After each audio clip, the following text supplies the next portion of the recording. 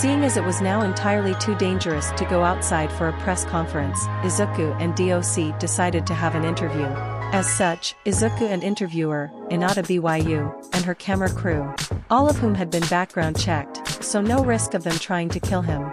The two of them were sitting on the couches that Izuku added to his office, with a coffee table between them. "Thank you for your time, Mr. Midoriya, we know you're quite a busy person." Inata was clearly weirded out by interviewing someone of Izuku's age but was being as professional as possible. "Yes, my job has many benefits. But it is also full-time," Izuku said, putting on a forced smile. "So, not to be rude, but I would prefer to get to the questioning." "Of course," Inata said. "So, Mr. Midoriya, how did you come to start taking care of OPCs? You have to admit, taking care of children at your age is a peculiar decision." "Well, that information was actually classified for quite a bit of time," Izuku said. "However, after discussing it with some officials, we believe that we can safely share some information." "Really?" Inata asked, looking interested. "Please, do tell." "Alright, so I had been at my house when suddenly I heard someone knocking on my door." Izuku started the story. "I open it, and there is a very scared-looking little girl. She was absolutely terrified. She said someone was chasing her and begged me not to let them get her. So naturally, I ushered her inside and closed the door. Of course, all that did was buy me a bit of time, before the villains broke into my house. Turns out, the villains she was getting chased by were the Yakuza." "The Yakuza?" Inata said, looking a bit surprised. "Yeah, them. Fortunately, I was able to act quickly. I hid the girl under a pile of laundry, not the most sanitary way of handling things, but I figured maybe they wouldn't check there, and then I got my phone, set it to record, and hid it, before I pretended to be asleep, using headphones to make it seem plausible that slept through their break-in." "That seems like a lot to think of in such little time," Inata pointed out. "Seems like you're a quick thinker. Wait, you recorded the Yakuza breaking into your house?" "That's right." Izuku nodded. "You might have heard about the story of the anonymous boy that took down the Yakuza. I was that boy." "Really?" Inata's eyes widened a bit. "Well, it's not like I took them down single-handedly," Izuku said quickly. "Sir Nitai's agency had been investigating them for years. They just needed a bit more direct proof of wrongdoing to get the ball going. I was pretty much the straw that broke the camel's back." "Still impressive nonetheless," Inata said. It was hard for Izuku to tell if she was just being formal or if that was genuine praise. "And then after that, you and the young girl were moved into witness protection, correct?" "That's right. We stayed together for a while and got attached to each other," Izuku said. "So when I got the option to take her in, I did so." "And this girl was your first OPC?" Inata asked, getting a nod from Izuku. "Can I get her name and quirk, by any chance?" "Well, I can give you her name, however, I think I should keep her quirk private. She's a shy girl, so sharing too much information about her feels wrong," Izuku told her. "That's fair." Inata agreed. "So her name?" "It's Eri," Izuku answered. "Eri, why was the Yakuza after her in the first place?" Inata asked. You see, Eri is the granddaughter of the former boss of the Yakuza, before Kai Chisaki, aka Overhaul, took over," Izuku explained.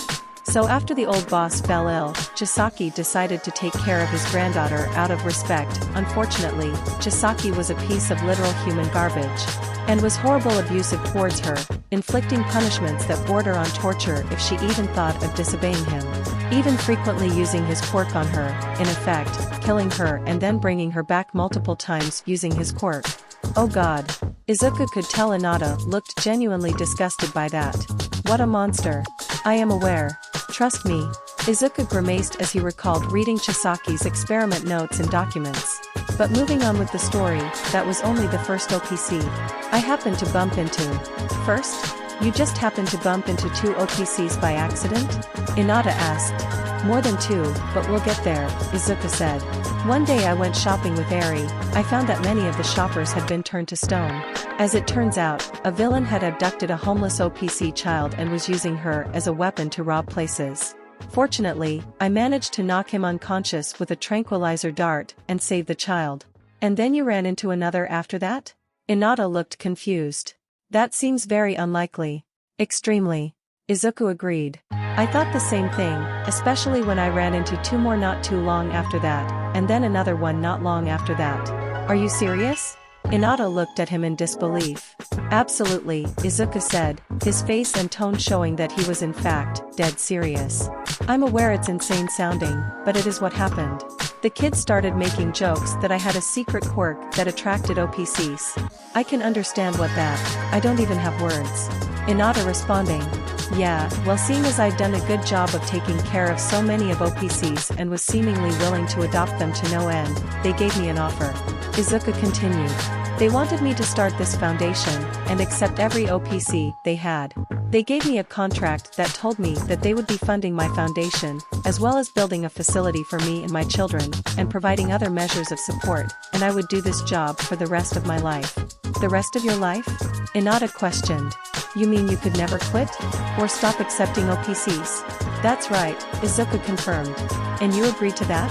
Inata asked, getting a nod from Izuku. Isn't that a bit reckless? As you said, this is a job that comes with a 24-hour work period. Doesn't that essentially lock you off from any other jobs? Didn't you have something in mind? A dream job or something? Izuku sighed. I did have a dream job once. I wanted to be a hero. Inata didn't say anything, but her wide eyes and befuddled look told him what she thought of that. It was my dream since I was a child. Izuku continued. I always thought that saving people was the coolest thing you could do. I admired heroes, obsessed over them even. I'm pretty sure there is no piece of All Might merchandise I don't either have or know about. I thought there was nothing that would stop me from chasing that dream, and then I was diagnosed as quirkless. That must have been devastating, Inata said, with a bit of sympathy. It was, Izuku said in a low voice. I still held on to my dream, but everyone else stopped believing in me. It's also when my life started going downhill. My father abandoned us, my friends turned their backs on me, and the schools were actively against me. We'd heard about the quirkist abuse you suffered at the hands of your schools, Inata said. We don't mean to bring up any bad memories, but could you elaborate on the way you were treated? There's not much to say really. They essentially did everything they could to make my life harder, Izuku said. Lowering my grades, blaming me for things other kids did, turning their heads when they saw me getting mistreated or assaulted, and if ever tried to defend myself then I would always be blamed for whatever happened. It was terrible. Even worse was the way they made me believe that deserved it, that I was really a lesser person just because I didn't have a quirk. Do you still believe that? Inata asked. It's hard not to, Izuku admitted. I developed a persecution complex. I just tend to blame myself whenever something goes wrong, and it's really, really difficult not to do that. It's also made accepting praise from others difficult, and has left me a lingering sense of paranoia. Have you sought mental help for your issues? Inata asked. Izuku sighed again. Not yet, I should have, but I've been very busy so I never found the time. I will get to it eventually, once I've hired more staff, but I believe we were discussing my dream, correct? That's right. Inata nodded. When exactly did you give up on that dream? I imagine it must have been hard to foster such a difficult dream with no one believing in you. You're correct, Izuku said. I held on to that dream for years, despite what everyone else said, until one day I met a high-ranking pro hero. And I asked them if I could become a pro hero. They said no. That's a rather divisive statement, Inata said. Care to share who that hero was? Izuku shook his head. As you said, that statement could be very divisive, and I don't want to cause that hero trouble. They said that not because of any base against quirkless people, but because they were concerned for my safety. Which I appreciate, even if it was absolutely devastating. Was this before or after you ran into Eri? Inata asked. Before, Izuku clarified. And so this left me with this feeling of hopelessness and a lack of purpose. For my entire life I'd clung to this dream, and so when that dream was gone there was just a void in me. And then I met Eri, and I started taking care of her, and it felt like that void where my dream once was being filled, seeing her grow and becoming happier as time went on. And that feeling only grew as I got more kids. So did you dream of becoming a hero, and lack of direction in life influence your decision to start this foundation? Inata asked. Yes, very much. Izuku nodded. I always wanted to help people, and this was a form of helping people. Just in a different form than what I originally wanted. These children needed love and affection, and I could give it to them. And me not having anything else I wanted to do, helped in the decision to sign. So you don't regret signing at all? Inata asked. No, Izuku answered immediately. No matter what downsides this job has, it's offset by seeing how happy those kids are. Nothing can beat that. Then I suppose the next question is, do you think you're qualified for this job? Inada asked. Because there are many people how capable a 15-year-old is for this position. Well, I can't blame them, Izuku said. But at the same time, I think the results speak for themselves. All the children are happy and healthy, and nothing had really gone wrong, with the exception of my crash, and I've been taking measures to make sure that doesn't happen again. And I imagine keeping things up and running is a rather difficult task, Inada said. How much goes into keeping this foundation running? Well, there's a lot, managing repairs for the forest and the house, which need to happen frequently because the kids often break things, and then I have to make lesson plans for both their formal education, their quirk training, and helping them learn their respective hobbies and future job prospects. I also need to manage the supplies of this place, such as food, school supplies, special support items, and more. And of course, you need to spend time with and support the children personally, making sure they get the amount of attention they need. That's quite a lot of work, Inada commented. And it's only scratching the surface, Izuku said. As I said, the job never really ends. Which is why I say the results speak for themselves. I can't argue with that. Inada agreed. Now, another topic I wanted to cover was the process of OPCs being brought here, and how it's handled. Firstly, say a parent wants to get rid of their OPC child, how does one do that?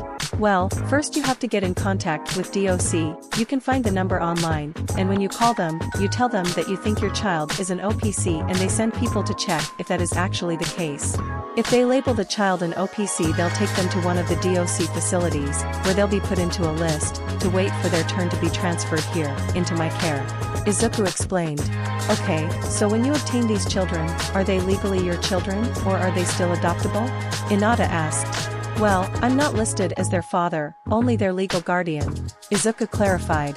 This decision was made, because I'm aware that not all of the kids would be comfortable thinking of me as their father, nor would they appreciate having that thrust upon them. If they want to think of me as a father, then they can, or they can think of me as a brother or a friend. Or anything really. As for adaptability, for the most part, you can't adopt an OPC. The only way you could adopt one is via my approval, and I would only approve of that if the child genuinely unhappy in my care or would be happier in the care of the adopter, and even then I would demand very through background checks, inspection of their homes, and they would have to go through a year-long trial period before I would allow them to fully adopt the child. Those are some strict conditions, Inada noted. They have to be, Izuku told her. There are people who exploit OPCs for power. As I told you, there was a villain who used one of my daughters as a weapon to commit crimes. Not to mention adopting an OPC comes with a check to deal with their needs, as well compensate you for risking your life by raising them. People have adopted OPCs in the past, purely for this reason, and neglected the actual child. This kind of behavior cannot be allowed.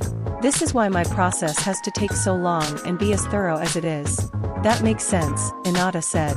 Now, I think it's time we address the elephant in the room, the assassination attempt.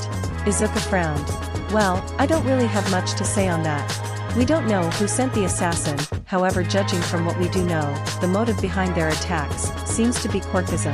Of course, we are taking precautions to increase security, as you may have seen. Ah yes, those, what are they called? Inada asked. Grim, Izuku answered. Yes, those Grim. Those were created by one of the children here, as was your robe, correct? Inada asked. That's right. My son Yami. Izuku told her. He had been, understandably, worried about my lack of protection. He used his quirk to make the Grims seen around the house as guards, as well as to serve other functions, like carrying heavy objects. One of those Grim, made in cooperation with my daughter Shiruku, was this robe, made to keep me safe should danger ever come to me. Right? And those things aren't actually alive, right? Inada asked, looking slightly disturbed. No. The Grim are pretty much robots made of solidified negative emotions. Izuku explained. They may mimic living beings, and share many of the same functions, but they have no actual will or minds of their own.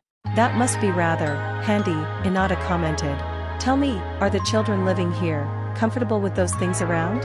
Mostly, Izuku answered. Many of them were rather off-put by them at first, but considering that they are also given control of them, they got over pretty fast. And while there are one or two of them that are still uncomfortable around them, I make it pretty easy to avoid them if you really want to. I see one last question. Does producing those Grim cause any negative effects on the boy? Inada asked. No. Izuku shook his head. Yami's quirk has no immediate drawbacks. Its only weakness is that it requires him to absorb negative emotions as fuel. Without those, he can't make any more grim. Other than that, he can make as many as he pleases with no drawbacks. I see, what a powerful quirk, Inada commented. Tell me, have any of the children considered becoming heroes in the future? Many of them have, yes, Izuku affirmed. As you know, this place holds children with extremely potent quirks, so it makes sense that many of them would wish to use that power to defend others. I have a room designed for the children to train their quirks, with specialized equipment suited for them. Of course, I have to keep close watch of them while they train, to make sure they don't go too far while sparing. Of course, they're not under any pressure to go down the hero track, and they're free to choose any profession they wish. Well, next I would like to talk about funding, Inada said. Surely this place must cost a fortune to maintain, not even counting the surrounding area. Is this all paid for by DOC directly, or is DOC paying you to deal with this? DOC paid for the construction of the house and purchase of the land, Izuku explained. However, all other expenses must be handled by me, although they do pay me enough to handle it. Although I do receive money from other sources as well. Other sources? Inada questioned.